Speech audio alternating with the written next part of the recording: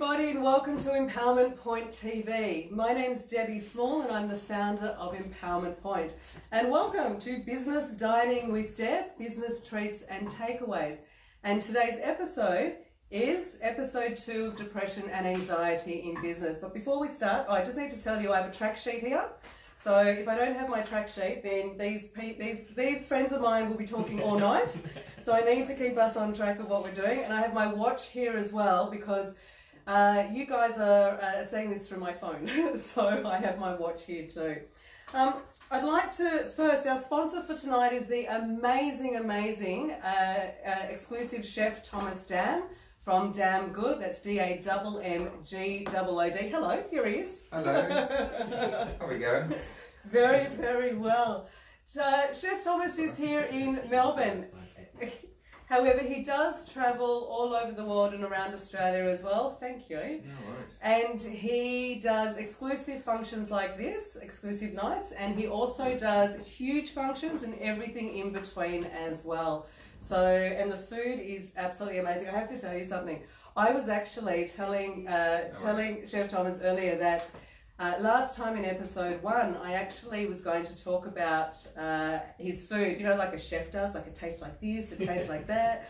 And so, but I couldn't get the words to say what I wanted to say. I was like, it's sweet, it's this.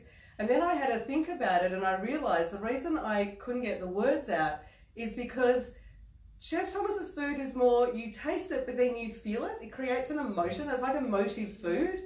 So guys, I tell you, you need to try his cooking and really go through that dining experience because it's wow. So thank you. Glad you like it. I love it. It smells incredible. It is incredible, isn't it? I only wish you all had some sort of like smell-o-vision. That'd be pretty cool. We will though, we didn't do this last time, we're going to do it this time. There's going to be photos of the food, so I've gotten Chef Thomas to actually take photos before he brings them out. And if there's some experience like there was in episode 1, then I'm actually going to take a video of it, so you get the video and the pictures in the after shots as well, so that'll be there too. Now, I just need to thank Lisa as well, who is doing our back end. So any of you want to ask questions or comments, please write your comments down, write your questions down, and throughout it I'm going to ask Lisa about any comments. But at the end, I'm actually going to go through the list of questions and we're going to answer your questions live. So please make sure that you guys post your questions. I just wanted to also tell you why I created Business Dining with Deb, Business Treats and Takeaways. It's a bit of a mouthful. One, I wanted to bring expert information to you in a fun way. So what's more fun than having a dinner party? I also love food, so why not mix the two together? Also too, I get to help businesses like Chef Thomas, Melanie Taylor, Eric Chan, give value to you guys too. So that's really, really important for me. And if you guys want to contact any of my guests or Chef Thomas afterwards, please feel free to do that, or even myself too. Please feel free to do that afterwards. Now, just to let you know too, my Business Empowerment Point is about ensuring that business owners have strong business foundations in their business, because I think that's really important to be able to grow. And I have created the 10-pillar business foundation roadmap. And one of the pillars is you. Because without you, nothing else works. Without ourselves, nothing else works. So I think you is one of the most important things, and that's why tonight we're talking about depression and anxiety in business, which I think is really important.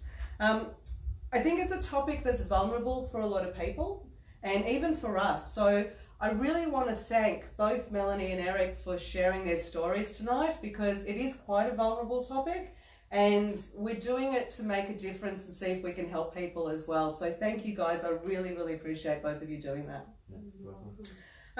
As business owners, business isn't, some people think business is like this. It's totally up and down. And I have clients who tell me that, you know, they go through the ups and downs and the depression and anxiety as well, and they're not normal. And I laugh because they're so normal. We are all totally normal going through those ups and downs. And that's why I thought tonight would be good, so we can talk about different tips and different takeaways and help people realize that, you know, being an entrepreneur is not easy. And it comes with its ups and downs as well. And, you know, it's great when you've got like-minded people together because we get each other, which is really, really good. So I just wanted to let you know, and I'm going to repeat this a few times because there are people who are coming into this live at different times. And also too, there is a replay that you can watch afterwards too, either here or on my YouTube channel, Empowerment Point TV. So I just need to let you all know, and I'm going to do this off here so I don't miss anything.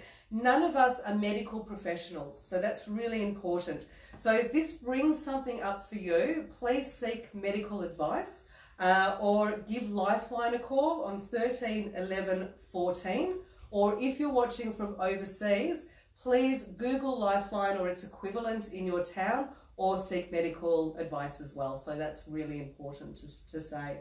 So I think it's time to start our dinner party.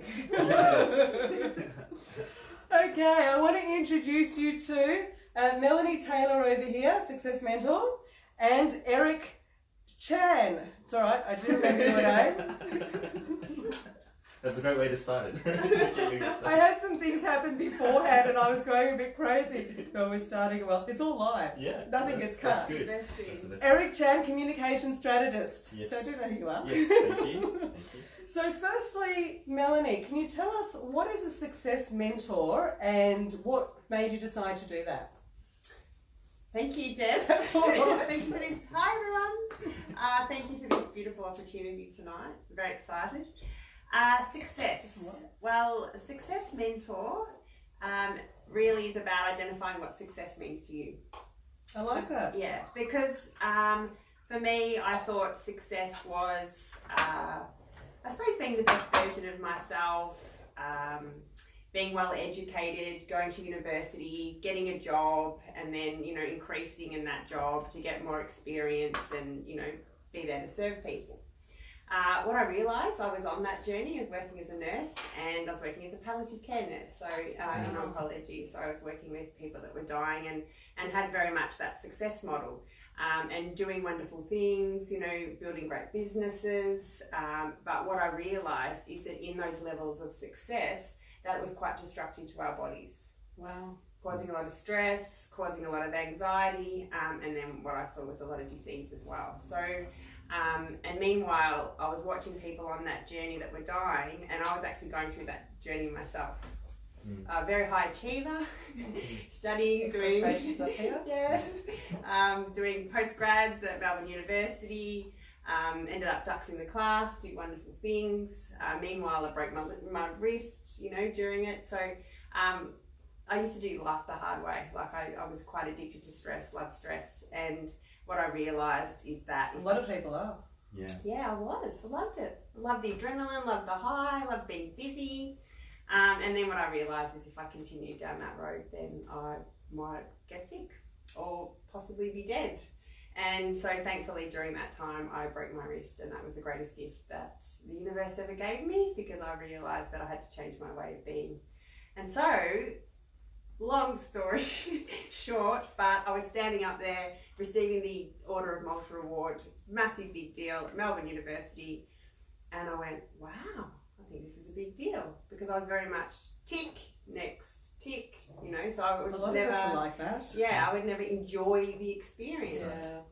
And I just had a moment, I thought, wow, this is huge. I spoke after this guy, he had a $250 million water bill, and then little old me gets up, the nurse accepting my award, and I was like, oh, this is, you know, I think this is a big deal. And then a little bit after that, I just realised that I was really hard on myself.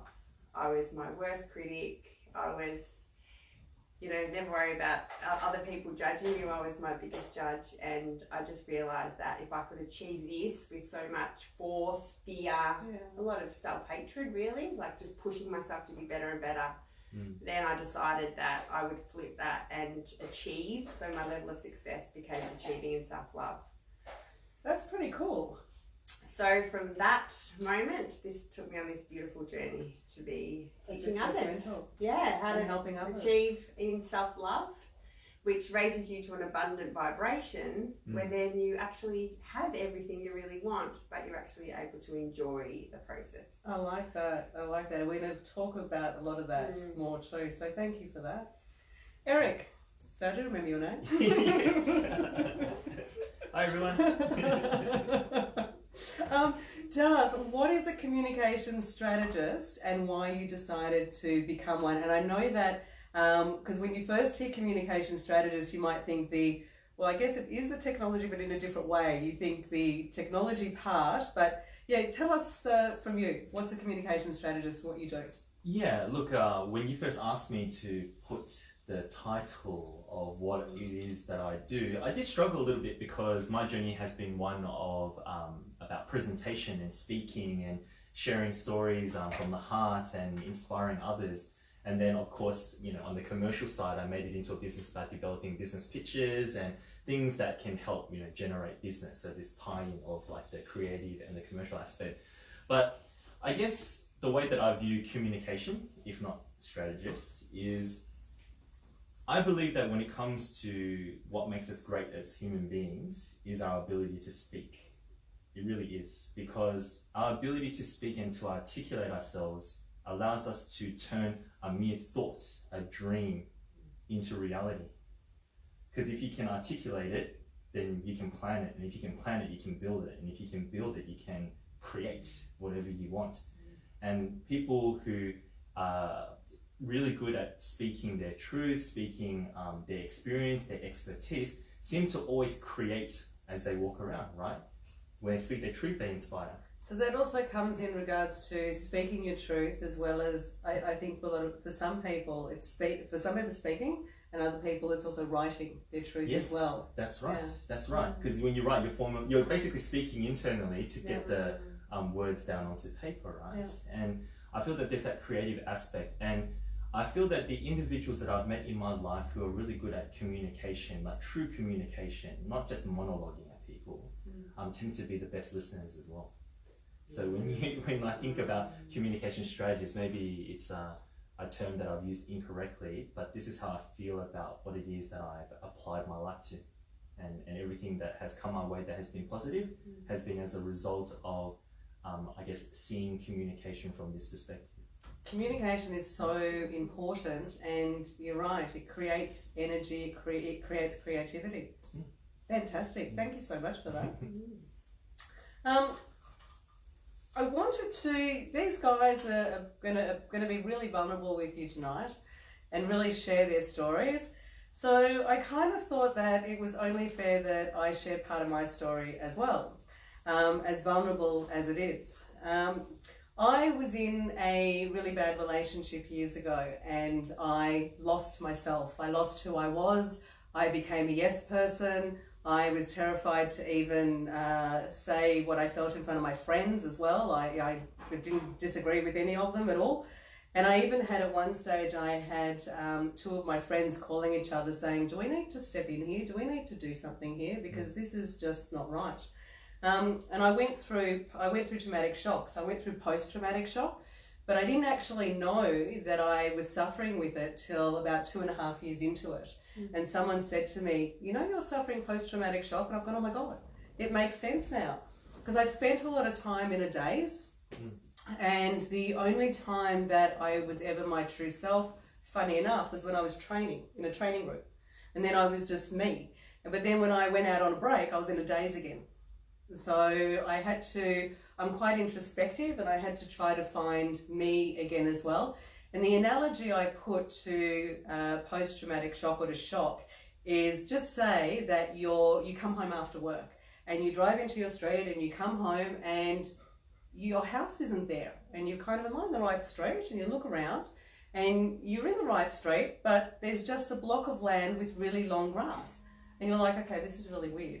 So then you see your neighbour and you go, John, what happened to my house? And John looks at you and says, sorry, I don't know who you are. I've never met you before. There hasn't been a house here for over 30 years. And you're just sitting there going, what? And it just doesn't make sense. And your brain just can't comprehend it. So that's and you go into shock. And that's the analogy that I use. So I spent time, I didn't want to get out of bed at times. I didn't want to get off the couch. Friends would ask me out, and I would say yes, and then it would come to Friday, Saturday night, or whatever, and I'd get dressed, and then I would have an anxiety attack, and I just could not go out. And I would call a friend of mine, and as I was on the phone, I would change into my pajamas, felt good, and end up staying home. And you know, I hadn't been through that, and I've never had clinical depression or clinical anxiety at all. And I think I finally realised that, you know, we all go through stuff. We go through different things, and you know, we all go through, whether it be small bouts or larger bouts of depression and anxiety, and that I was totally normal. Oh, we've got entree. I'm going to stop for just a moment. What have we got here? Whoa, something delicious, barbecued in 24 hours. Oh no, main meal. Sorry. Yep. And slow cooked lamb shoulder Oh wow. with hot polenta, smoked yogurt, and a little herb salad. This looks beautiful. This is just Did you take a photo a out little of bit that? smoked. Yeah, I will. I have Cool. an extra plate there. I will take a picture then. Just Now I'm just going to take a video of Eric pulling the video for you afterwards. So I'll just do this. You just I'm want so excited. It Hold on. smells amazing. Hold on, let me And it's got just. that theatre that's just so cool. Did I go? Yes, you can go.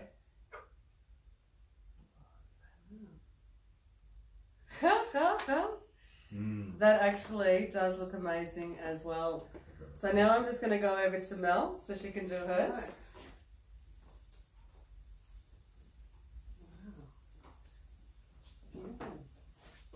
Everyone's in awe. Yeah.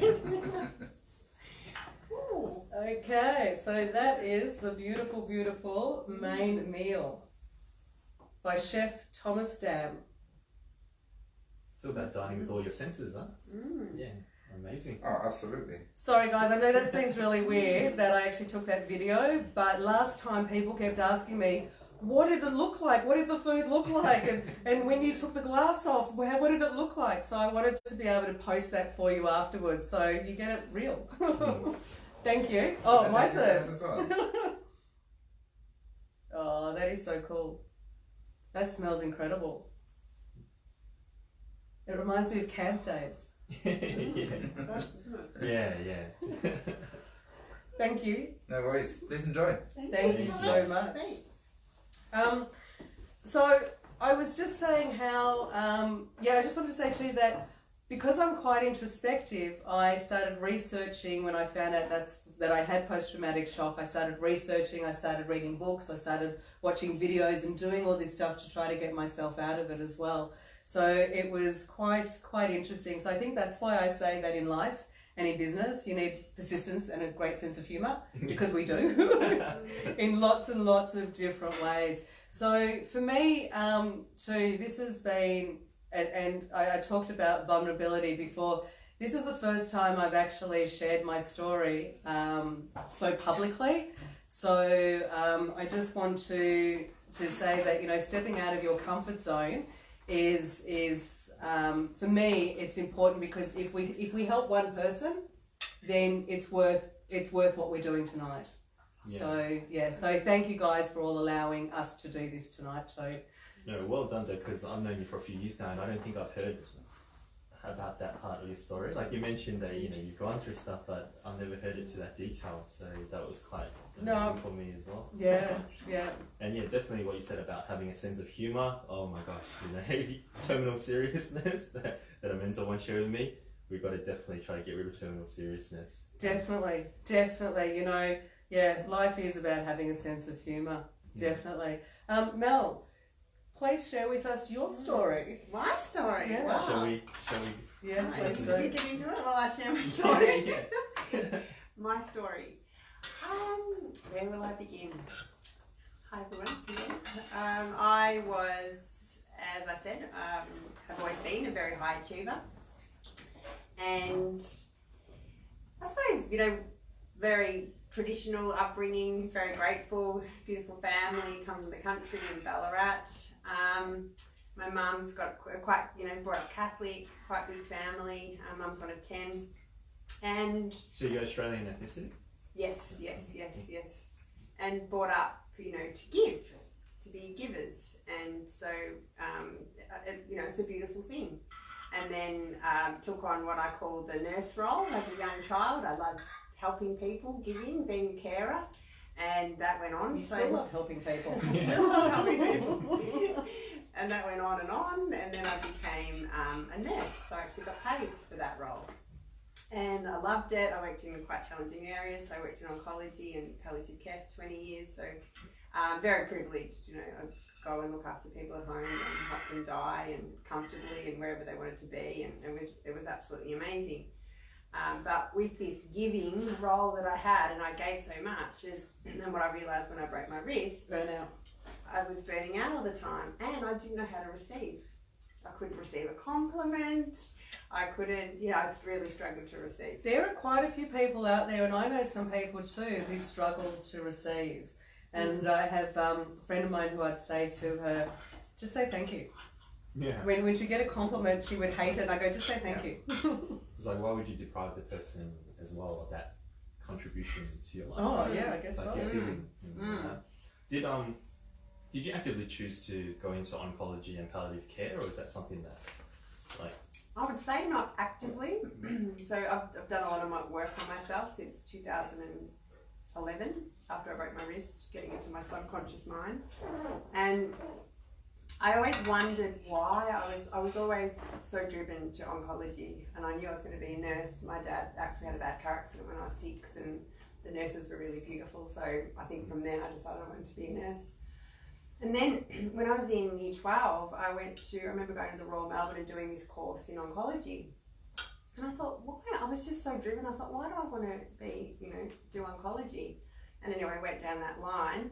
And then when I started doing all this subconscious work on myself, I realised that when I was 6, one of my friends at school, she had brain cancer. Oh, wow. And she actually died. And I didn't realise the impact that had on me. Right. And so that was subconsciously driving me to do oncology. So what led you towards depression and anxiety, going through that? My own experience. Yeah, hugely. Because I didn't know how to receive. So I was burning out all the time. Right. So I'd give to people, and I had a lot of limiting beliefs. And I would give, and I couldn't receive because I didn't think I was worthy, didn't think I was good enough, didn't think I deserved a compliment, really. It's like that imposter syndrome. A lot of people don't think they're worthy enough when they are very worthy in so many ways. So I had a cycle in life where I was just up and down, and I just burn out all the time. And like there's a lot of depression and anxiety in our family as well, and especially down my dad's side. And lots of anxiety. My whole life I had anxiety, I had a sick feeling in my stomach. Just fear of being seen, lots of limiting beliefs, hated public speaking, would rather be seen and not heard, just sit in the back. And then I suppose there came a time where that pain was so bad that I had to do something about it. And my beautiful dad actually taught me, I think I was about 15, and he said, you're like me. And he was right, because we're very deep feelers, we're empaths. So when you're an empath, you feel a lot of fear. And I got addicted to fear at a very young age, and things went on. We're going to talk more about that too, because addiction to fear is really normal, and it can happen quite easily. And so just this up and down cycle all the time, and then I'd get work so hard, get sick, didn't know how to look after myself, was incredibly busy all the time. I had 100 million things on the go, diary always full, very social. And then, as I said about the anxiety as well, and probably I think I was quite depressed, but no one would have really known. I always had a smile on my face and I wouldn't be vulnerable. Probably some of my friends, my closest friends, would have known, but you didn't talk about it. And I also thought that I was quite strange. I thought I was abnormal. Because I used to worry about things. I'm laughing because I think we're all strange. To even do this is a bit strange. You've got to be strange. Why not be strange? Why be like everybody else? That's right. And because my friends used to say, I used to worry about things all the time, worry about people, and my friends would say, "What are you worrying for?" How was everything? Oh, Beautiful. delicious. Thank you. Absolutely delicious. So nice. Thank you. Interesting. Glad you enjoy it. Really, really good. Thank you. Easy. Wow. It's so good. It's like Mm. this meat and but everything makes it feel so fresh. It's not heavy at all. It's It's so beautiful. delicious. It is. Thanks for that, Mel. Yeah, so that's what I was saying. Loved to worry, and just addicted to stress, and had lots of bouts of anxiety and depression. But I have a stubborn in me as well, which is very powerful as an entrepreneur. So I was too stubborn. I never took medication or anything, and anyway, it led me on this beautiful journey. And now I understand anxiety and depression. It's actually really. It means that you're growing, and then a part of you needs to die, and you need to go through these emotions. So I study metaphysics now, and I do so much work. So it's actually a really good thing. But you get taught growing up that it's bad. Don't be angry. Don't show your emotions. Don't be depressed. But it's actually a part of the cell cycle. It's called apoptosis. So we need that for death to happen. Isn't it interesting? Mm. Thank you for that. You're welcome. Really interesting. Erin, can you tell us your story with depression and anxiety? Yeah, so I really wanted to be a part of this because I feel like I bring another perspective to depression and anxiety, because I definitely didn't suffer any depression and anxiety when I was growing up. Even though my parents got divorced when I was quite young, I was the lucky one. I saw my dad every week. I was always treated well. I was without want and need. We weren't wealthy at all, but I was never without want or need, and I lived a really good life. I went to Catholic school and all these different things that I know some people would not even be able to have, even a little bit. So I've been very fortunate. But where my depression and anxiety came into was actually very recently, to be honest with you, and through this entrepreneurial journey. And I wanted to be part of this conversation, because when you think about what it means to be a business owner, to even be crazy enough to delve into entrepreneurship, is that people who go into entrepreneurship have very high levels of what people call intrinsic resilience, right? Internally, it's that stubbornness, it's that ability to work through things, and this whole up and down certainty with when sales are really good, for example, business is going well, and uncertainty when things look slow. We go through that roller coaster all the time. We definitely don't live with certainty. Yeah, we do. Yeah, we like to sit on that edge and just hold on for dear life, like a like a roller coaster, and that thrill. Like a right? crazy person. Yeah, we do. Yes. So we are strange. So I think doing that actually makes it harder for us to see when it actually is something serious or something that's really affecting you, because you're just like, maybe this is a low time, or but I need to be more resilient than that, right? And I feel also as an entrepreneur owner, we delve so much into personal development, which my early 20s, because I became a dad at a very young age. Number one, like at 26, I've got a 7-year-old now as a 32-year-old. Yeah, she's beautiful. And also wanting to resolve some of the issues between me and my parents, right, because of the divorce and all that. So I learned all these tools, and I know them really well, and I'm an expert at teaching other people and pointing out their problems and how to solve their issues. But then for myself, But a lot of us are like that, and a lot of entrepreneurs are like that. We're really great at helping others, but when it comes to helping ourselves, it's a bit of a different story. Yeah. But we can get the best out of someone else, and we can do that for someone else. But it's really important, and I think that's why I brought us all together tonight too, that we do it for ourselves. Yeah. Sorry, Eric. No, that's a really good point. You really have to do it for yourselves. You actually have to take a step back and look at what's going on, because that voice in your head, whether it be ego, whether it be fear, whatever you choose to categorize it as, it tries to convince you that there's some sort of nuance to your situation where the universal principles and tools do not apply to you, right? Like somehow you imagine that, no, but my situation is special, and no, I know these tools, and you can't recognize it for yourself. So what happened to me is that I was in a really great business partnership for the last 2 years. I started feeling that there was something wrong, almost like a little scratch in the back of your brain, right? And you don't know what that is, and you start behaving in ways where you just barely take notice of what's going on. And then you have people who come into your life, and they are like a mirror to you. And I had a friend, her name is Jenny Junkia, who I share an office with at Waterman's Business Centre, and she goes, Eric, I want to talk to you, I want to say something to you. Do you mind? And I go, no, we're alone in the office in the evening at night. She goes, Eric, I know how amazing you are, etc., but why is it that you walk around like you suppress yourself? Your body language, you look like you're uncertain. And I was completely unaware of it, but the link between that little scratch in the back of my brain made me realize that there was something wrong. And it was this moment of recognition from someone who's so used to seeing ups and downs, certainty and uncertainty, got to be resilient, got to be vulnerable, because I'm a stage speaker. So objectively, I'm so good at being vulnerable in front of like 100, 500 people, and people give you this applause. But part of my journey has been a lesson of, you know what, sometimes we hide behind that objective praise and doing things that are hard, and that actually protects our ego so that we can keep going down this path and not actually resolve what really needs to be resolved. And then these things open up more and more Pandora's boxes in the brain. And what happened to me was that from the normal thing where I go and challenge myself or do something that that stretched the adversity in my life, and I'll get some epiphany, and I'm like, yep, I'm sweet, I've evolved and I've learned it.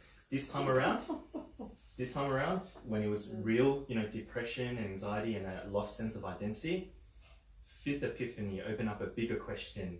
10th epiphany opened up an even bigger question, and the cloud just got heavier and heavier and heavier, to the point where I lost complete faith in myself. Even in my you totally ability. lost yourself. Lost myself completely. It was so bad. Like, you've known me since day that I started business, really, at the business marketplace. Well, you said your daughter's 7, so that means I've known you for about 7 or 8 years. I think 8 years or 7.5 years. Has it? Well, I remember you having a baby. No, it definitely wouldn't be in 2012. No? Was it? No, not yet. I think we're about to have a baby when I left, perhaps. Okay, right. Yeah, because I've only been in business for like 4 years, Okay. and 2 years seriously.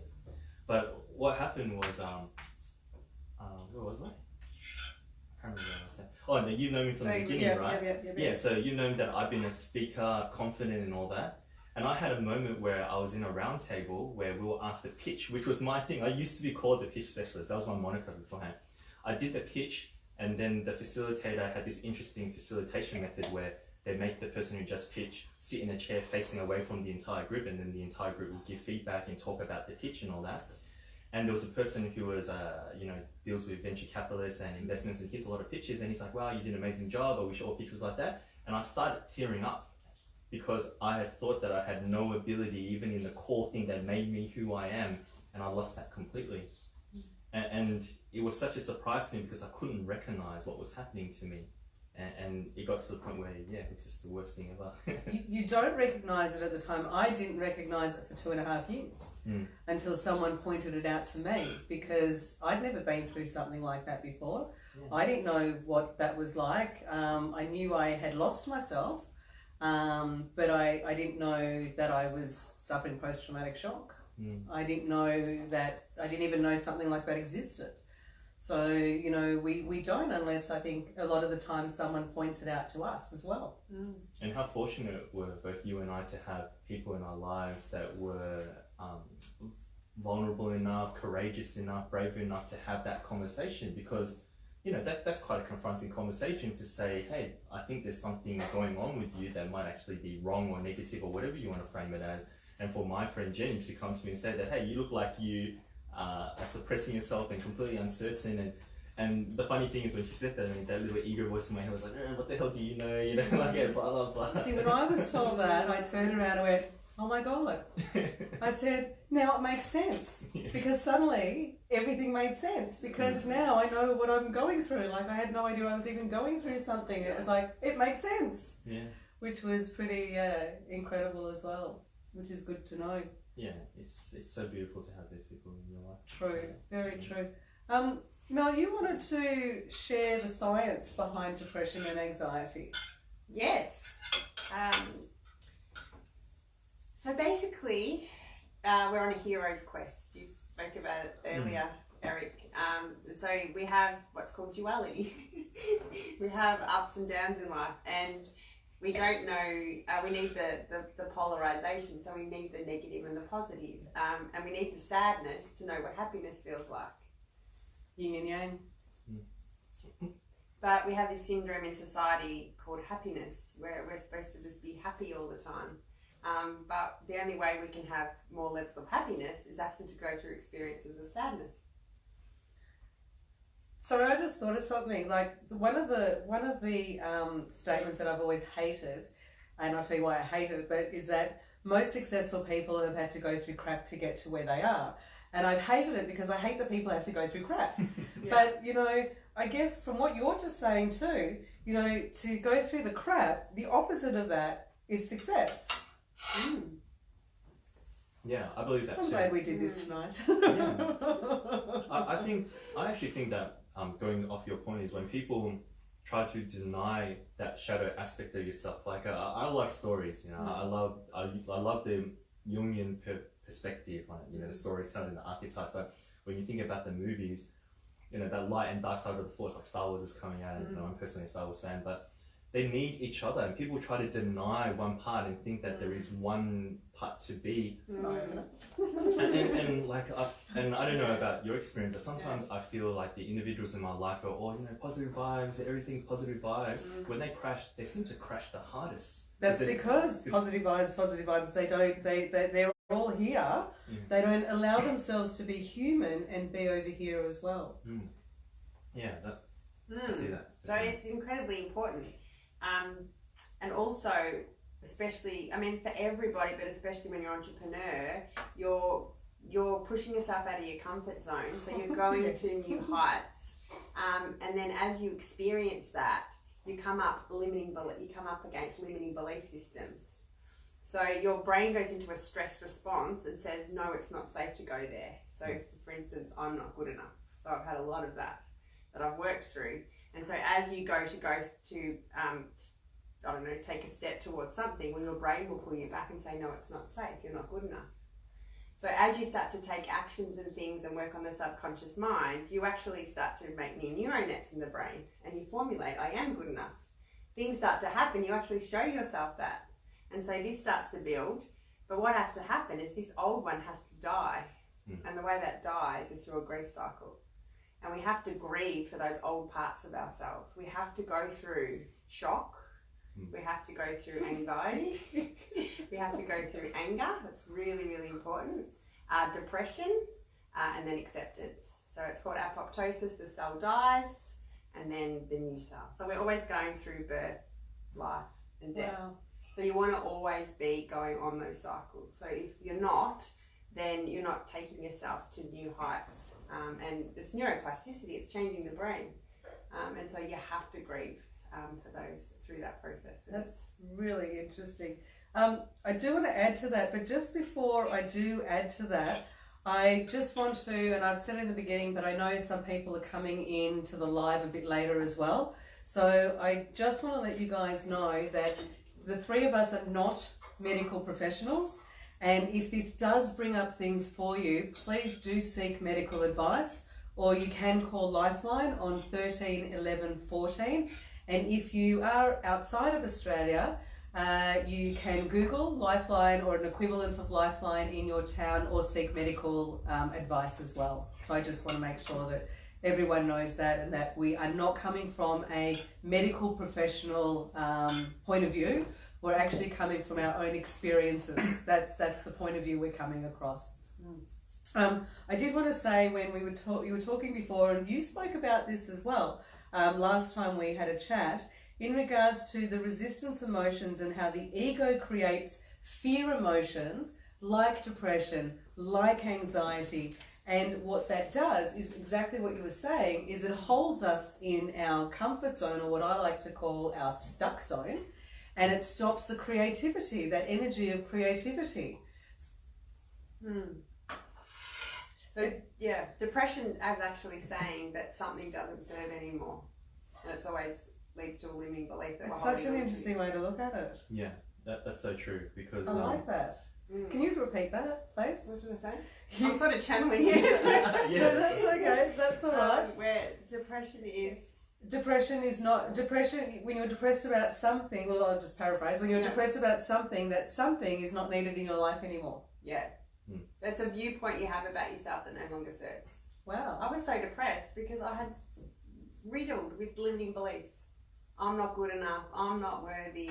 Not safe to be seen. I don't deserve. And none of those who served you at all. No, so my body's going, I'll give you depression. That's not true.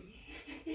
But society say it's wrong and you have to have a tablet and all this sort of stuff. And, you know, and tablets are good too because sometimes we need them. But I was, you know, stubborn and I just knew that I had to, well, the pain just got too much for me that I had to change.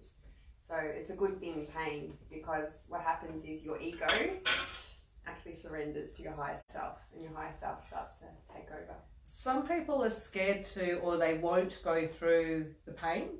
And I realised that, you know, I would be in the car and suddenly I'd start crying and I'd go, just cry. You know, it wasn't like, why am I crying? Why am I doing this? Why am I feeling this? You know, who cares? Just cry, just feel it.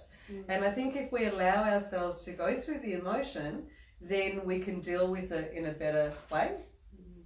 Yeah, it's so amazing that you said or you framed it in the way that you framed, because you know, I haven't met Melanie in person before. We had a brief conversation leading up to this, but the way that you framed it was exactly the experience or the epiphany I had around the depression, anxiety I felt during that period, and now that I've come out the other end, was that in a way the depression, though definitely a negative thing, I felt that it was sort of like the universe or my internal self telling me that, hey, you stop listening to that higher being or that real authentic version of yourself. So I keep throwing this stuff at you, causing you pain. Like if you're putting your hand over a flame, it burns and it hurts so that you'll move away. But people get, you know, these limiting and just tries to keep you there, and you don't want to move away from that space. Stuck zone. Yeah, in that stuck zone, exactly right. But it dawned on me that maybe it was just a vehicle to actually getting to where I really want to go. That there is actually some, in a weird way, a benefit. Okay. to that voice. Definite benefit. You and myself wouldn't be doing the stuff we're doing or looking at doing the stuff we're doing for even next year if we hadn't gone through this. Anxiety is my greatest gift. Wow. Ever. Yeah, how many people would say that? Absolutely. It's, you know, it's funny going into this. I never saw them or these things as gifts or as, you know, things that don't serve you. So I have to say I'm really glad that we did this tonight, because like I've gotten already where we still haven't finished, and I've gotten so much out of it already, and it's seeing things from that different perspective that really changes. It changes that avenue out of the stuck zone and out of your comfort zone. And do the things that you want to do, and, you know, be who you want to be, and, you know, and who things happen. It's like, you know, even me organising a dinner party and having you guys speak, you know, things could happen. The first one we did, there were a few technical issues. You know, things happen. But if I don't try, I'll never know. And what's the worst that can happen? That's right. Might be amazing. Might be amazing. and funny enough, in my story, it wasn't until I surrendered to it, took action and made that change to help alleviate the blockage, right?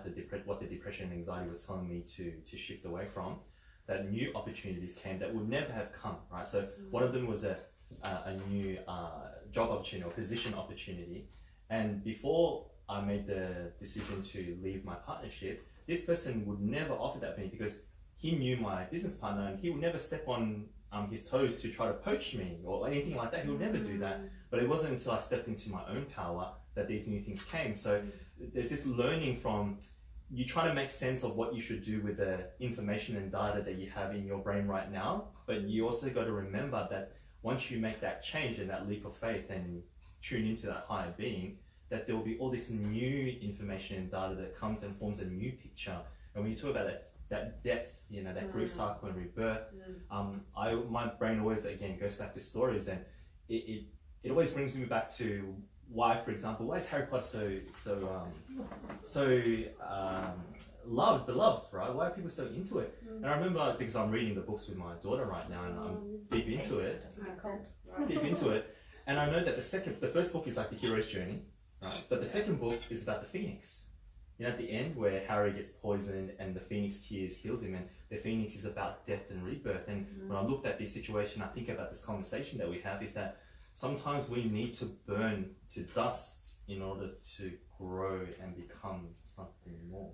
Well, that's what seems to be happening, and that's, you know, as you were talking, the rebirth as well. You know, in business, all of this is just a normal part of life, and we don't realise it until, you know, we have conversations like this. Then we actually realise more and more how normal it is to go through all these, and we don't delete it, we don't alleviate it, or not alleviate's the wrong word. We don't delete it, or we don't not go through it. We learn to manage it with different tools. So I want to talk about what are the different tools you guys have learned to manage anxiety and depression with. And just before I talk about the tools that people use to cope, I just want to mention one thing. One of the things that people think they need to do in what they do is they need to be perfect. It's got to be perfect. It's got to be perfect. What is perfect? You know, I did a talk about this a while ago, and perfection is really subjective. It's like art. Some people hate it, some people don't hate it. You know, people are going to love it, people are going to hate it, is how it is. But with what I think is perfect, you guys may not. And what you guys think is perfect, I may not. And what we all think is perfect at this moment, in a week's time, we may change our mind, because within that week, we've all had different experiences. So our experiences really are about, well, our experiences kind of determine what we think is perfect or how perfect something should be. So as business people, we need to stop trying to be perfect, because it means our work doesn't get out and things don't happen. And, you know, I wouldn't be sitting here with you guys today. So it's about getting your work out. It's about, you know, seeing what it was like, making those changes, because as we evolve, so does our work and the things that we do as well. So, yeah, perfection doesn't exist, is what I say, which is really, really important. So tell me, oh, thank you. You Let's finished? get rid of that. Are you? Yes, thank you. Thank you. That was delicious. Thank you, Chef Thomas. It was really good. No worries. Beautiful. Glad you liked it. Loved it. Loved it. It was really fresh, which was really good. Like surprising, you know, when you eat a lot of meat, but it was very fresh with the ingredient choices. Yeah, well, this time of the year, like, you don't want to eat something and then feel completely full or tired after the dinner, right? Yeah, that's right. He does the perfect menu. Yeah, it was really good, and I'm not just blowing smoke, right? I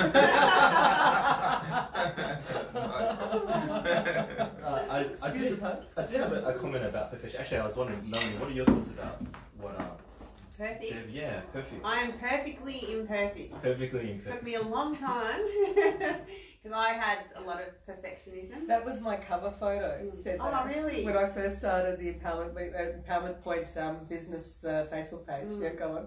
Yeah, because I had a lot of, because perfection comes from a limiting belief. I don't trust myself. And we don't trust ourselves because we're not connected to our higher self. And then the more you become connected, then you know there's no such thing as perfection. Because you become that's why I always trust whatever comes out of my mouth now. I don't plan things anymore, because then it hits the mark of whatever people need to hear. So you tap into the collective consciousness, you know, the universe. So it's a beautiful thing, but you have to it's okay to be perfect for a while, because that's what leads you to find these limiting beliefs and things like that. It's quite interesting, I have to say. One of the tools that we were talking about, one of the things that we were talking about, is getting uncomfortable with getting good at becoming uncomfortable, getting good with being uncomfortable. Yeah. What would you like to say about that? I was actually talking to a friend today on the phone, and she said, Mel, you're the only person I know that loves getting uncomfortable. I do, because that's when you find more parts of yourself you didn't know were there. Like you like organising this. Like, clearly it's amazing. I'm having a ball. Thank you so much. That's my pleasure.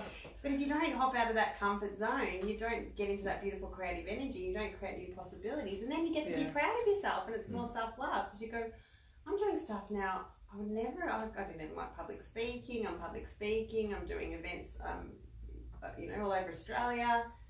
And I take that leap of faith because I never know how it's going to work out. But I'm like, okay, let's just do this. And then it works out. And then you touch people's lives and you just go, oh my God, thank God, I'm so happy I did that. And so, it just brings you to new levels. It's like little hero's journeys in itself, right? When you put yourself through a challenge, it doesn't always have to be this huge macro thing. These little challenges of uncomfortability that you decide to put yourself through gives you that sense of achievement and growth in just the smallest amounts. It doesn't have to be something big. It can be something small. It doesn't matter. That's like, the 2 weeks ago we did episode 1. And afterwards, the guys are like, okay, let's celebrate. And I went, because I never usually celebrate anything. Like, I always go, yeah, we'll do it later. And I've just gone, we've just done episode 1 here. We're gonna open a bottle of wine and we're gonna celebrate. I need to do this. Yeah, that's right. And I tell people, celebrate the wins, celebrate the small wins, the big wins. And finally I took my own advice and did the same thing. And you were talking about the ripple effect on my Facebook group. I've now put a photo on the cover photo, and also I use them for the hashtags days, a ripple, because everything and I've put what you do matters, because what we do does matter. We may not realize it, we may not see it. Oh my God, I spoke to a friend of mine today who was actually telling me this, of how the things that we do actually matter. And if she's watching, hello. But it does, it actually makes a difference what we do, and we don't always realize it, and we don't know the impact that we actually have.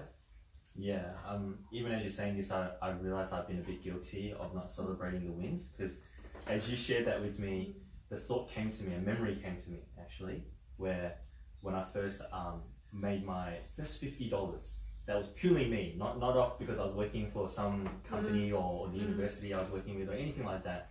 My first $50, and I distinctly remember, wow, when I build a successful business, or I'm no longer working at Monash and I get to work at a cafe or something like that, I'm gonna take photos and celebrate that, and that would be an achievement, right? And then that came, and then I was thinking, oh, now I need to have this successful business, and then that came and I didn't celebrate that either, and even today, like, I just haven't. No, I'm fine, thanks, man. I haven't done it at all. So you sort of pulled me up, and I'm like, oh my gosh. Despite being in this moment and having this conversation and trying to, ignite a conversation, I'm guilty of that right in this moment. Time to celebrate the small things as well. We also talked about, and business owners need to realise and understand that, and we do too, that business comes with certainty and uncertainty. So, what? I don't know if the only. I would say, is there any certainty? The only certainty is in yourself. Or death and taxes. Yeah. That's what I used to do. No, but you're right. Yeah. Like, how do you balance certainty and uncertainty in business? There is no certainty. Yeah. And this is why business is like this. And this is why business owners go through the stuff they go through, is because, we do crazy things, and we do things that, either something will go right or it won't go right, but if we don't try, we'll never know, which is really important. I actually think, again, when I spoke about what is the greatest thing about being human, is that not just in business, but there is no certainty in life. We operate like as if there is, but the people in our lives, even today, I could choke, on like something, and I could die. Anything can happen to us anytime, but because we are able to live and create and love in spite of that, is something that we forget, and that's what makes life amazing. And I think that is often forgotten because we're so used to looking down, right? I'm not even just saying about screens, but it's just our lives is always about here, right?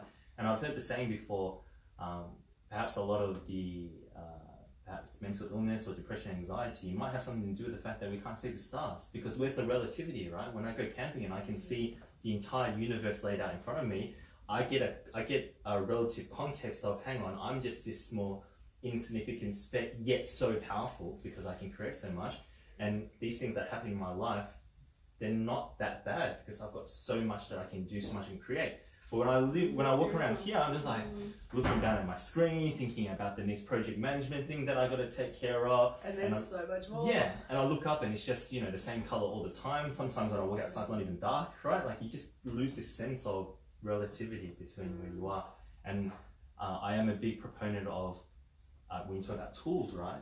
Is that go and do something that gives you that relativity, right? Like it can be, for some people it's exercise, right? For me it's you, exercise it is, and training. isn't it? Yeah, exercise and training and pushing myself. I love martial arts and being in that sort of almost like not fear state, but that anticipation state when you're sparring with somebody. That puts me into context like, yeah, you know, I'm putting myself in a little bit of danger here on purpose because I feel alive, you know, for some reason. Just don't put yourselves into a lot In of real danger, danger. guys. Just a little bit Not in real control danger. yeah. This is exercise danger. And my friend, he loves to hike. He loves to go out into the bush even by himself, take a trail that, you know, no one will be able to find him, but he sits there alone in the darkness with the fire, just looking up at the stars, and he gets that sense himself. And my friends, they do creative stuff and they get into this mindset of art and creativity and just building, just amazing. So therefore one of the tools too is really taking self-care, taking some time for ourselves, because we're so on the go, we're working, you know, we go to bed and we're still thinking about joining the dots and the things that we're doing, and people think, you know, some people go to bed straight.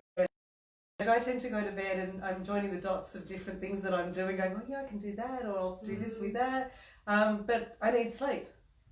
So we need to take more care of ourselves as well, have some time out, take a hike, you know, go exercise, do something that you want to do for you, take a bath, go to the gym, whatever it may be creative. And do something for you, be creative as well. And I do think, and it's really important to remove that thinking around creativity to fine arts, you know, the traditional sculpting, painting and all that sort of stuff. That was a big lesson for me. I find creativity in just my speaking. I find creativity even in my martial arts because I, you know, put movements together that I come up with on the spot, right? I view creativity differently, and I think a lot of people don't have creativity in their life. They have work, or they have direction and process. So with business, with entrepreneurs though, a lot of the creativity too is within their business. So they'll come up with new ways of doing things. I know that happens with me. I'll come up with, I'll come up with new ways of doing things, or I'll look at how I can do this or how I can do that.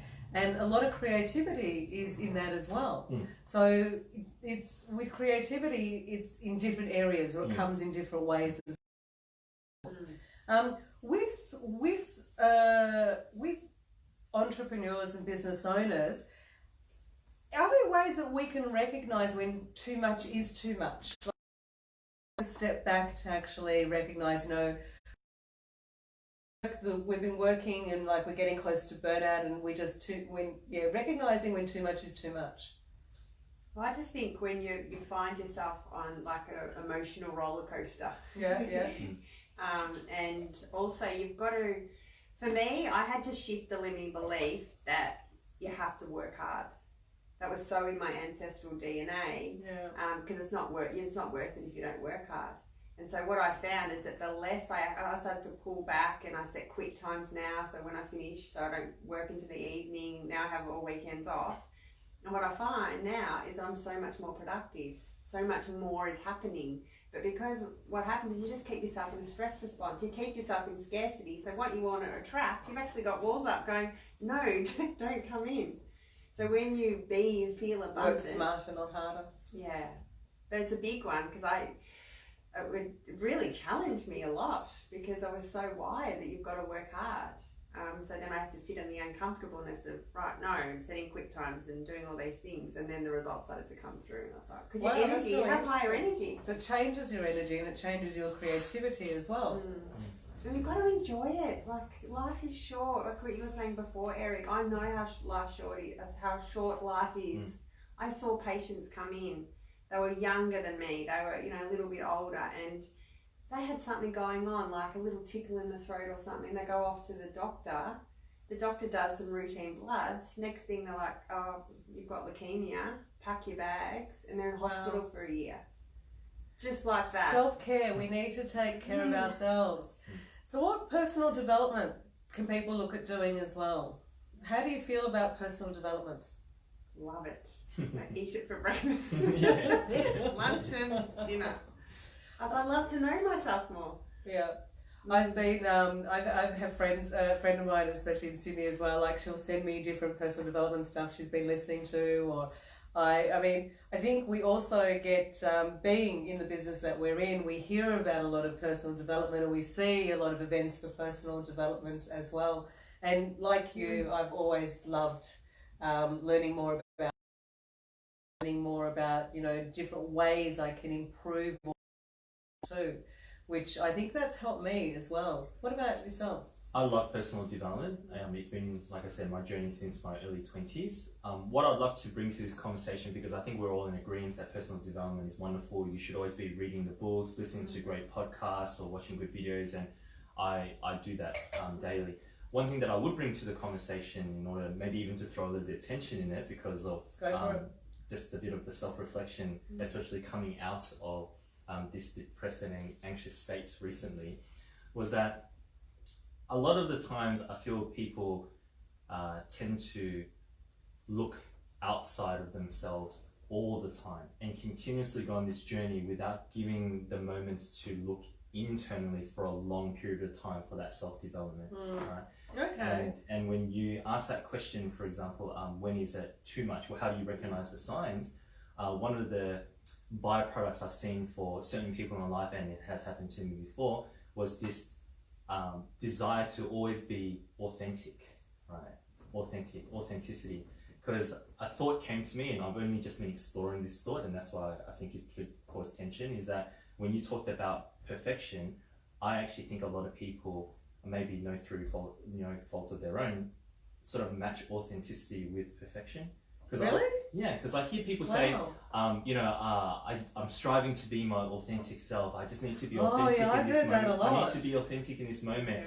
Yeah. I feel like in that particular moment, I was not authentic. And, I talk to this person and I got the feeling from them that they weren't authentic. And when I hear that, it's like, I've got this architecture around what something is meant to be, right?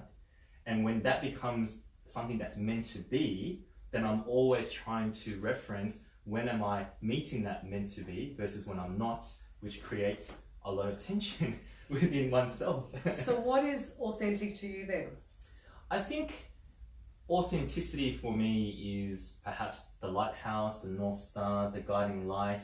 And funny enough, even in that answer, it actually reflects what you said about it just shifting and changing in one context to the next. That's why I came to this thought that authenticity is this same instance of, subjective versus objective. But I had a conversation with a friend only just yesterday, and he is a very deep thinker. He's a philosopher, and he has these, what he calls these, the drums, the drums that are underneath the cultural fabric, those sort of conversations that get to reach the surface. And he had this conversation about the transjective. So people always think about subjective, objective, right? Like, what's subjective to me? How am I relate to that? What's the objective truth or fact here? Yeah. But the transjective is sort of accepting that everything keeps flowing back and forth, and in any moment, it is going to be subjective when I put it into the box in context when I explain it. But as soon as I remove from the context and I'm thinking about it freely, it's always shifting between the objective, subjective, and the magic that it creates out of nothing, that intuition, that spontaneous aspect of life, that that's universal truth. And that's flow. Yeah, that is an aspect of what flow is. That's right. That those universal truths, right, that come out of nowhere. It's even like and I know very little, but you know how they say about quantum physics, how everything can be everything because it's a wave function, but then when you look at it, it becomes a particle and you can locate exactly where it is. Yeah. But as soon as you stop observing it, it changes to be anything, right? And he says there's some sort of relation to that. And funny enough, I believe that might actually be the case, because every time I want to be authentic, it's only relative to the situation that I'm in, and perhaps even the state that I'm in at that time. But authentic is being the state that you're in. Yeah, I get that. I get that. Whatever the state may be at the time. Yeah, so that's why I feel like if in the conversation that people bring to their understanding of their own authenticity is rather than boxing it into subjective and objective, but maybe this new transjective, meaning that it's always shifting and flowing. Allow themselves to flow. You get rid of that. Yeah. Like, I'm always trying to, like I told you, I'm trying to be authentic. I'm trying to be. I'm meant to be. What is this thing that Just I'm be meant to be? yourself. But you talk about how, like, with your public speaking, you just allow the channel to come through and you speak and the certainty, and it is what it is. And if I told you to write it down, even your thinking or your recalling of writing it down was not truly what was happening with you in the moment, right? So it's just, It's interesting. Now I'm going to bring you guys back, only because we've got some more to talk about and just time.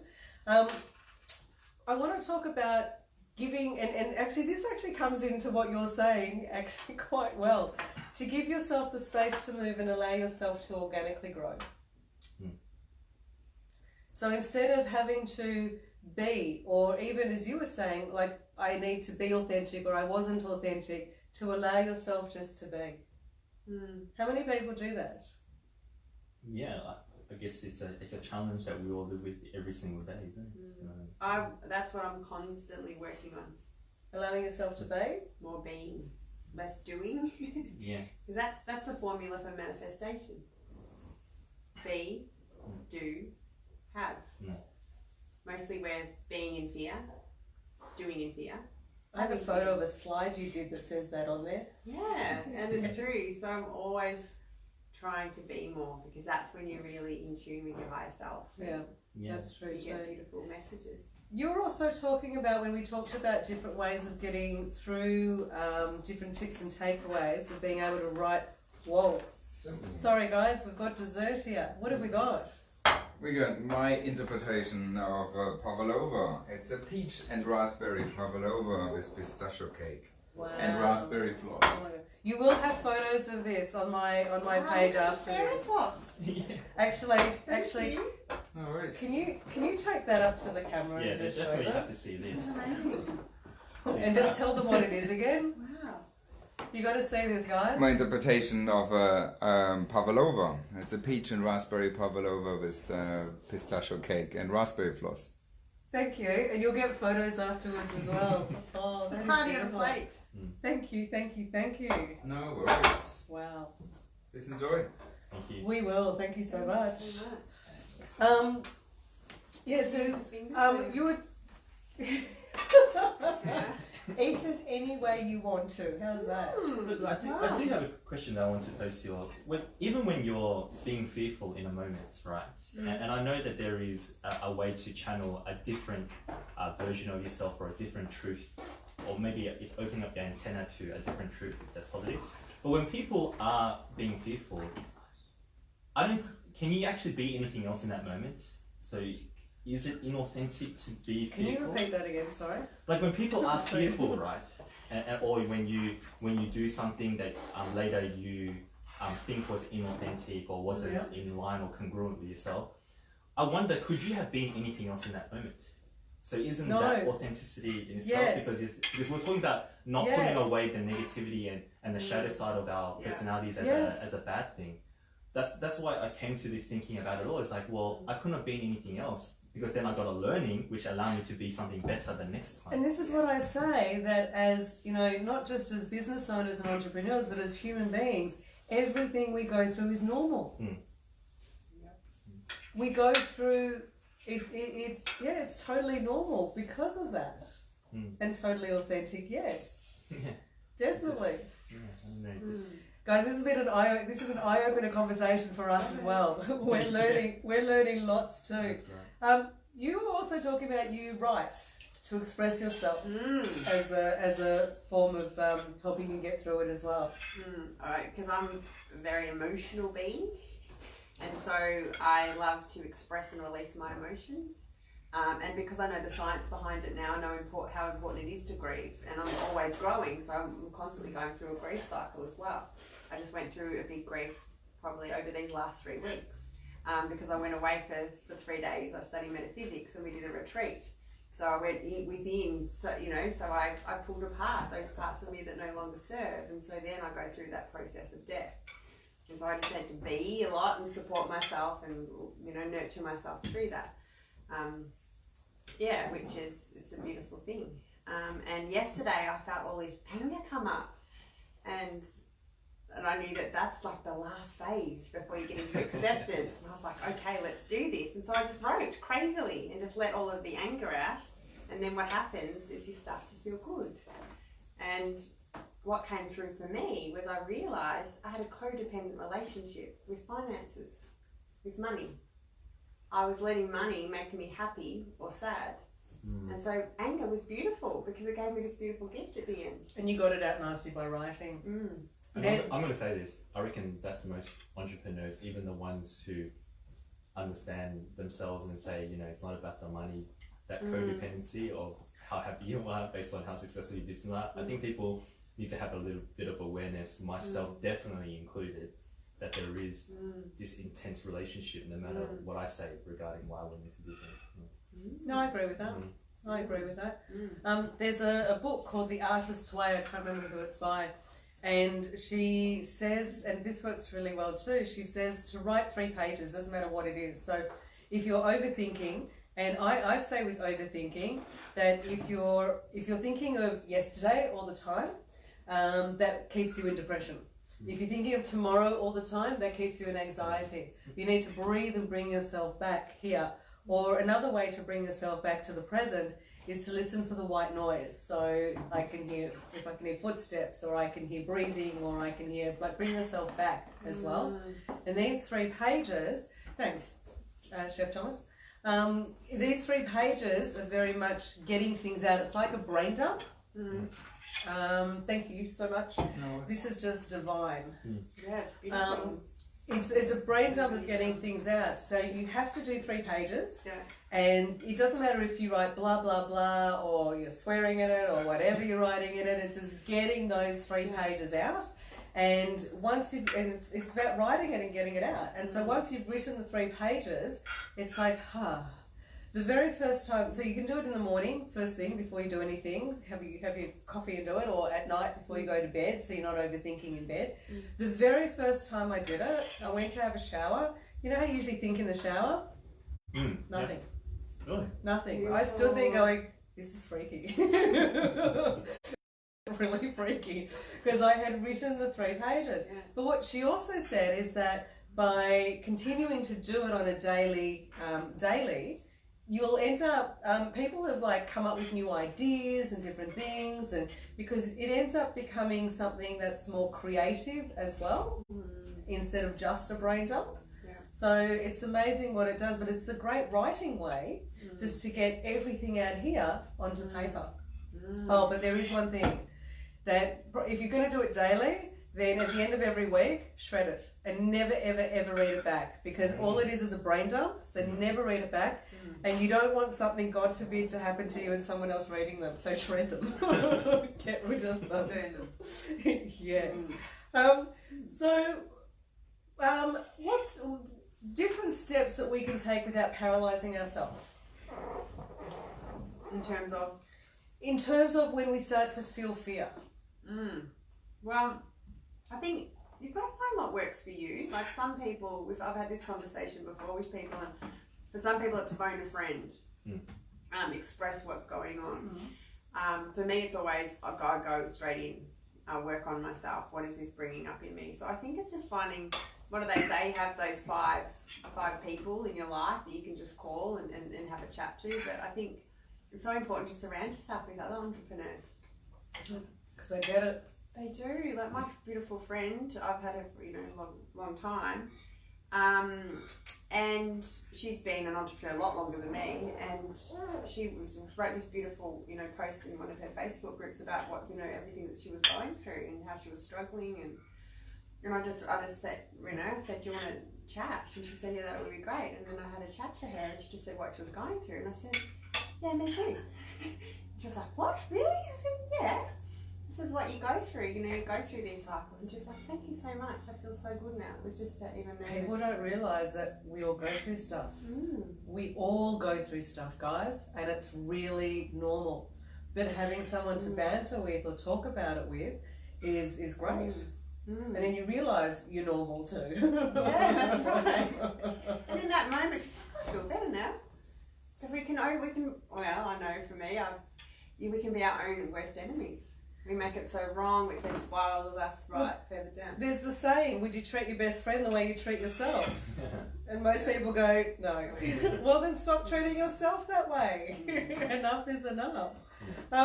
We talked about also mental language and the way we talk about to ourselves is exactly that. We need to start having better self-talk. And self-talk is good. There's nothing wrong with self-talk, but we need to have better self-talk. Yeah.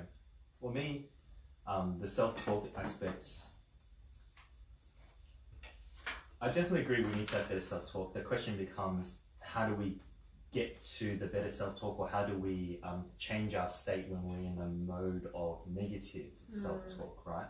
And I know that I've been sharing this, how I like exercise and physical challenge, but I really do believe that there is something fundamental about moving the body which affects the mind, because we're symbiotic in our relationship. Even in science, and for a long period of time, there was a separation between, you know, the brain and the body, and now we realize that even the biome in our gut affects our personality, and that's why the food affects our personality a lot too.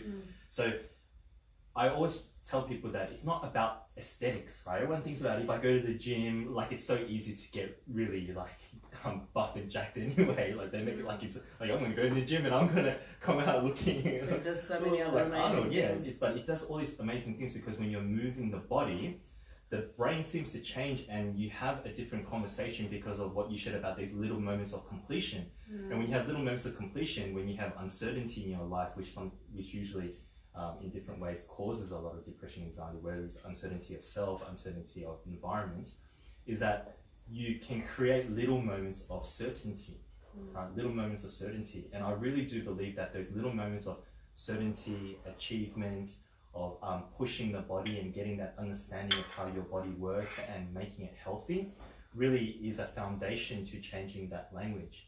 And then when you have that starting point, Step-by-step process. yeah, step-by-step process. But a lot of people don't do the physical part because it's hard. It's hard. We get busy. We're really tired. But I can't stress And you're normal. enough. I'm guilty of that too. Yeah, no, I'm guilty of that too. Sometimes I go for long periods of time of not doing any training at all. Yeah, but I think eating your crap. long period of time and my long period of time are two different things, I think. Yeah, look, it's all relative, but I'll go through periods of time where I don't train and I'll smash KFC and donuts and all that, and just because I look fit, that doesn't mean that it's not affecting my brain. Yeah. It might not be affecting my physical health, but it affects my brain because I'm tired, I get food coma, all these different things, right? And I just can't stress enough that we're missing. I think it was like Aristotle something that said that those who do not understand their body actually do not understand the human experience. And I think that there is an element of that when we talk about self-talk. What generates the self-talk? How you feel at that intuitive gut level as well. And when you feel unhealthy, when you wake up with aches and pains and your neck is tight and your hips tight, even from someone who simply sleeps on All their those side all the bits time. contribute to Yeah, it. when you're all the way down here on the computer all the time, they're just little like pebbles that just keep getting thrown at you. Or what is that saying where, a water that drips on a rock, over a century creates a hole, whereas if you throw a splash of water on it, the same amount at one go, it doesn't do anything, right? But this little wearing away of the individuals, and you would have seen in palliative care, all the people. That's exactly what just came to mind. I used to work with all the people in medical research, 70 and over, and those who have like the worst posture, right? And they said they've got this pain and that, but they can't figure out why. They take all this medication, and it's this spiral that puts you. We talk about environment affecting how we view ourselves. Yeah. What about your own? So we really need to look after ourselves bit by bit. What we eat, what we exercise, what we think, what we talk to ourselves. All of those who we spend our time with, all of those things matter to helping with depression and anxiety in business. So I'd actually say to our listeners here, no matter where you are at the fitness level or exercise level, doesn't matter. Go onto YouTube and search a 5-minute stretching video. And if you, with that whole challenge yourself or doing something for yourself, if you did that every day for 30 days, a 5 to 10 minute stretching video, it will change your life.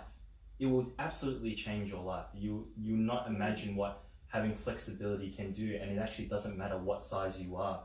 The flexibility will come if you go through the motions of just pushing your bodies in different moments, and you'll feel different. And when we talk about self-talk, I guarantee it changes the game. It really does. I think the key in self-talk, though, I had this with a client today, is the powerful thing is notice the not loving thoughts that come in. Yes. The negative, because as soon as you're aware of it, You can change it. you can change it. So she said, "Oh my God, I'm becoming so aware of all these negative thoughts." I said, "That's fantastic," because before they were just going around under the surface, draining your energy. When we're aware of stuff, that's whatever it may be, that's when we can start to change it. When I was aware I was going through post-traumatic shock, I could research it and change it. So, and as you said too, that once you were aware of things, you were able to look at ways of changing it as well. One of the last points I want to have a look at is collaboration and giving back. How does that help with depression and anxiety? Well, for me, contribution and collaboration was actually a big part of my journey, because the first iteration of my business, which was, the business pitching and all that, I had a really successful year at the end of 2016. Even on my Instagram, I referred to myself toasting myself in beer, running 12 months of consecutive workshops, well done and all that. But I fell out of love with my business and I couldn't understand why. I went on soul searching and I realized contribution was missing from my life. That despite the success, it was the giving back that was missing from my life, because there is the joy and pleasure and the dopamine hit you get from self-achievement, but there is this other level that is, I guess, what love is, right? The highest level of love, when you can inspire and touch somebody else. And when you do that for somebody else, it's impossible to remain in that state, even if it's just for the briefest moment, but you just stack those moments by doing more and giving more and adding more. It makes a huge difference of how people feel when they make a difference for other people. Well, it does for us anyway. You get out of your way for a while. Yeah. Those negative thoughts, It's beliefs, all about they're not there. it's all about someone else. It's not about us. And it's funny. Selfishly, we love feeling that enjoyment of doing it. I think I'm very selfish. Yeah, That's it's why I love addictive. contributing. It needs to be that way. It makes me feel so good because I love other people feeling good. So It's addictive. I think it's actually a built-in mechanism, because if you didn't feel so good, why would you continue to do it? It's like we were designed that the more you give, the happier you can feel. True. Self-fulfilling, right? Now, guys, I want to let you know again that none of us, the three of us, are not medical professionals. So if this does bring up anything for you, please seek medical advice, or you can call Lifeline on 13 11 14, or if you are from outside of Australia, you can Google Lifeline or an equivalent, or also seek medical advice as well. Now, I just want to find out, Lisa, do we have any questions? More comments. More comments? Yeah. I'll have a quick look. Any questions at all? Excuse me, guys. no. Cool. We covered it well. Thank you. Cool. Oh, how nice is this? If you I could think it's Perrin says, thank you for sharing and being vulnerable. You know what? I think the three of us really believe that if it makes a difference for other people, we're happy to do it, as scary as it is for the three of us as well. Very much so. It saves lives. That's true. Look, I never thought of it that way, but wow, yeah. it does save lives. Wow. And I want to give one moment of true vulnerability, because how you said about recognizing that we all go through it all. So in this whole tumultuous past 3 months, there was a moment, actually it was on Are You OK Day in September, because I looked in the mirror and I asked myself that question rather than dismissing it, and I didn't recognize the person looking back at me. And I'm going to say this, even despite that my family might actually see this. For the briefest of moments, I contemplated suicide for half a second. And there's Half a lots of second. people that do. Half a second. That's all it was. It was just a briefest moment, right? Remember, the context I'm coming from is that I've never had any of this in my life growing up. And of course, that just removed, and everything that I had positive came back to me. But to get to a point where you're looking over the cliff's edge and making a judgment on yourself, saying, oh, but there's people who've got it so much worse than me, and all that, that's not useful at all, because we have this shared human experience where relative to whatever we present in class, it's really meaningful to us. So when we talked about having really great people, like the 5 people that you mentioned, and being able to call them and talk to them, that is what will save you. What won't save you is if you try to keep holding that weight by yourself and try to carry it on your shoulders. So you really need to share. You really need to speak to someone, whether it's a friend, whether it's a colleague, whether it's a medical professional, whoever it may be, you need to share that with someone. It's really, really important. So important. Thank you. Yeah, I love it. Thank you. And maybe when you meet your business colleagues, you understand where you're coming from. When they ask you, how you been, you don't just lie and say fine. Maybe you do just continually share with everyone. I tried that, and it works really well because it got conversations happening that made me think about things differently, which led me out of that dark hole. It was the darkest hole that I've ever been in my life. Yeah, we're actually sitting here, I think, because you and I had that conversation. And if you wouldn't have had that conversation with me, I wouldn't have thought of doing this. So thank you for being vulnerable. Thank you. I just want to share here too. Yvonne says it is one of the traps, and I hope I read this fine. It is one of the traps entrepreneurs fall into, learning to try to teach others before they embodied something for themselves. As a psychotherapist, what I know is that as practitioners, we can't take others where they haven't been. So if you can't embody the skills, you are only ever speaking from a cognitive understanding. And there is a misunderstanding in the entrepreneur space that ego is no good, but being egotistical is the problem. Just in regards to, we do tend to help other people, and we do tend to do stuff for other people, but guys, you really need to take a step back and do for yourself, and be for yourself, and spend some time for yourself, and learn to love yourself. And then it's going to be so much easier with other people too, which is really important. Just want to, track sheet over here, guys. Does anyone want to add anything else? We've gone through quite a lot today of what depression, anxiety, about it, our stories. There's quite a few tips there as well, and different takeaways that people can do. And I think one of my biggest things is to say to you, you're normal. Everything you go through is normal. So stop being so hard on yourself and just take a step back for a moment too. Get support. Have support. I've got a massive support group. It's huge. That's really important too. Yeah. Definitely. I just want to let you guys know as well that recently I've been doing a lot of learning a lot about, this is a bit out of the blue, but it's kind of not. I've been learning a lot in regards to Himalayan salt lamps, and I'm amazed at all the benefits that they actually have, including helping with depression and anxiety, because they help to balance the chemicals in your body. I've been learning lots about this stuff. Struck a deal for you guys with the absolutely beautiful Jan and Zoe from Forever Exotic. They have the most exceptionally high quality Himalayan salt lamps and gemstones and crystals and other things as well. So please, if you give them a call and you mention Business Dining with Deb, you'll receive 20% off all their beautiful Himalayan salt lamps, Himalayan salt soap, Himalayan inhalers, and anything else you decide to get from their store as well. And their website details are foreverexotic.com.au. And you know Jan and Zoe? Yeah, you've I've got one of their lamps at home. Oh, do you?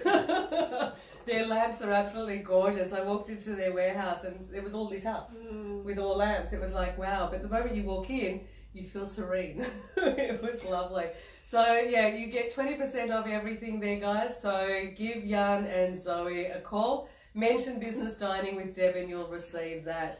I want to give a big thank you to my friend Melanie Taylor, Success Mentor, and to Eric Chan, Communication Strategist. How can people get in touch with you guys? Probably Facebook, Melanie with an O, Taylor. You can message me. Or my website, probably email me, melanie@successonpurpose.net.au. Great. Eric? Yeah, for me, Facebook as well, or LinkedIn. Yeah, those are the two areas. Facebook and LinkedIn. Beautiful. And I want to thank my friend Lisa for helping the back end and helping write, that sounds weird, but it's all good. And helping with all the Facebook stuff and all the comments and questions. We had none, which was fantastic. So you guys did really well, and hopefully we answered a lot of questions whilst we were going through this as well. And I want to thank our sponsor, Chef Thomas Dam. Thank you so much. I know you can't have my No plate. worries. That's okay. I'll give you some time. You're not taking that. Chef Thomas Dam is from Damn Good, which everything definitely is. And it's dammgood.com.au. And he is here in Melbourne. However, he travels around Australia and travels the world as well. So whether you're wanting to surprise your partner with a beautiful dinner, or you're wanting an exclusive event or for family, or you're wanting something huge or anything in between, Chef Thomas is definitely your man. He'll give you a beautiful dining experience like we've had tonight as well. Now, I just want to let you know, my name's Debbie Small. I'm the founder of Empowerment Point, and I really want to thank you for watching Business Dining with Deb, Business Treats and Takeaways. You can watch my episodes on YouTube, which is, I've just started a new YouTube channel. So it's Empowerment Point TV. You can find me there. And if you'd like to have a chat with me about anything to do with your business as well, please message me on Facebook, or you can email me at hello@empowermentpoint.com. And remember, in life and in business, you need persistence and a great sense of humour. So keep moving forward. Thanks, guys. See you later. Bye.